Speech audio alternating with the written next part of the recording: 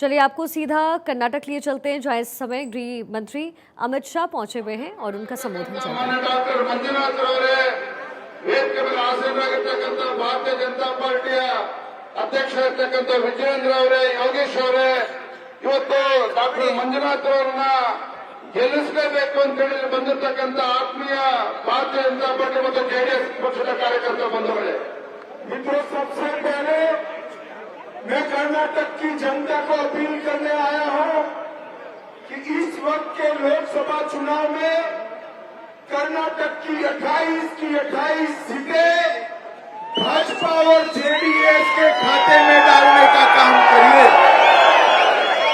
ರಾಜ್ಯದ ಎಲ್ಲ 28 ಕ್ಷೇತ್ರಗಳಲ್ಲಿ ಭಾರತೀಯ ಜನತಾ ಪಾರ್ಟಿ ಮತ್ತು ಜೆಡಿಎಸ್ ಪಕ್ಷವನ್ನ ಗೆಲ್ಲಿಸತಕ್ಕಂತ ಕೆಲಸವನ್ನ ಮಾಡಬೇಕು। ಅದಕ್ಕೆ ಇವತ್ತು ರಾಜ್ಯದ ಮತದಾರರಿಗೆ ಕಾರ್ಯಕರ್ತರಿಗೆ ಮನವಿಯನ್ನು ಮಾಡೋದಕ್ಕೋಸ್ಕರ ನಾನು ಇವತ್ತು ಬೆಂಗಳೂರಿಗೆ ಬಂದಿದ್ದೇನೆ।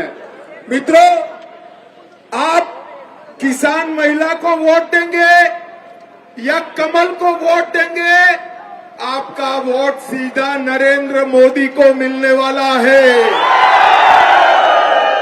ಇವತ್ತು ಜಾತ್ಯತೀತ ಜನತಾ ಪಕ್ಷದ ಅಭ್ಯರ್ಥಿಗೆ ಚಿಹ್ನೆಗೆ ವೋಟ್ ಕೊಟ್ಟರು ಸಹ, ಕಮಲ್ದಿಗೆ ವೋಟ್ ಕೊಟ್ಟರು ಸಹ, ಎರಡೂ ಕೂಡ ಅಭ್ಯರ್ಥಿಗಳನ್ನ ಗೆಲ್ಲಿಸಿ ನರೇಂದ್ರ ಮೋದಿಜಿ ಅವರಿಗೆ ಶಕ್ತಿಯನ್ನು ತುಂಬತಕ್ಕಂತ ಕೆಲಸ ಮಾಡ್ತದೆ।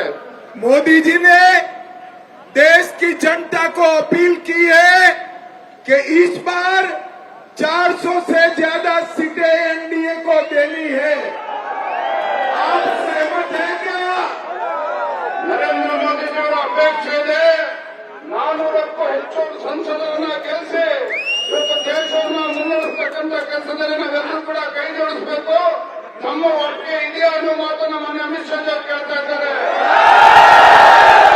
मित्रों, नरेंद्र मोदी जी ने 10 साल में देश को सुरक्षित किया है।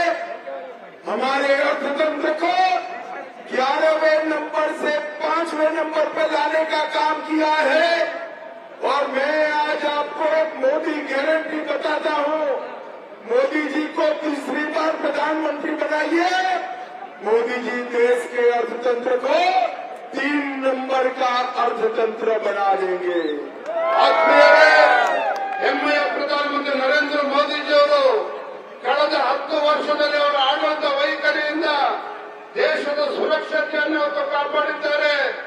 ಜೊತೆಯಲ್ಲಿ ಭಾರತ ಇವತ್ತು 11ನೇ ಸ್ಥಾನದಲ್ಲಿದ್ದು ಆರ್ಥಿಕವಾಗಿ ಇವತ್ತು 5ನೇ ಸ್ಥಾನಕ್ಕೆ ಒಂದು 5ನೇ ಆರ್ಥಿಕ ಶಕ್ತಿಯನ್ನಾಗಿ ಪರಿವರ್ತನೆ ಮಾಡಿದ್ದಾರೆ। ಮುಂದಿನ ಬಾರಿ ಕೆಲಸದ ಮೂಲಕ 3ನೇ ಒಂದು ಆರ್ಥಿಕ ಶಕ್ತಿಯಾಗಿ ಪರಿವರ್ತನೆ ಮಾಡತಕ್ಕಂಥ ಕೆಲಸ ನರೇಂದ್ರ ಮೋದಿಜಿ ಅವರು ಮಾಡಲಿದ್ದಾರೆ। मित्रों, एक और बेंगलुरु में धमाके हो रहे हैं और दूसरी ओर अभी मुझे खबर मिली कि कर्नाटक में एसडीपीआई ने कांग्रेस को समर्थन दिया है। अगर ये बात सही है तो कर्नाटक की जनता कांग्रेस की सरकार में सुरक्षित रह सकती है क्या? ಕರ್ನಾಟಕ ರಾಜ್ಯದಲ್ಲಿ ಇವತ್ತು ಎಸ್ಡಿಪಿಐ ಇವತ್ತು ನೋಡ್ತಾರೆ, ಒಂದ್ ಕಡೆ ಬಾಂಬ್ ಬ್ಲಾಸ್ಟ್ ಆಗ್ತಾ ಇದ್ರೆ ಇವತ್ತು ಎಸ್ಡಿಪಿಐ ಅಂತ ಸಂಘಟನೆಗಳು ಕಾಂಗ್ರೆಸ್ ಪಕ್ಷಕ್ಕೆ ಬೆಂಬಲವನ್ನು ಕೊಡ್ತಾ ಇದ್ದಾರೆ ಅಂತ ಹೇಳಿದ್ರೆ ಕರ್ನಾಟಕ ರಾಜ್ಯದ ಜನತೆ ಇವತ್ತು ಸುರಕ್ಷತೆಯಿಂದ ಇರೋದಕ್ಕೆ ಸಾಧ್ಯನಾ ಅನ್ನೋದನ್ನ ನೀವು ಯೋಚನೆ ಮಾಡಬೇಕಾಗಿದೆ। ಇವತ್ತು मित्रों, पूरा देश मोदी जी के साथ है। आज के रोड शो से मुझे भी विश्वास हो गया है कि कर्नाटक की जनता मोदी जी के साथ है और इस चुनाव में मंजूनाथ जी 5 लाख से ज्यादा वोट से ಈ ದೇಶದಲ್ಲಿ ಜನರು ಇವತ್ತು ನರೇಂದ್ರ ಮೋದಿಜಿಯವರ ಪರವಾಗಿದ್ದಾರೆ।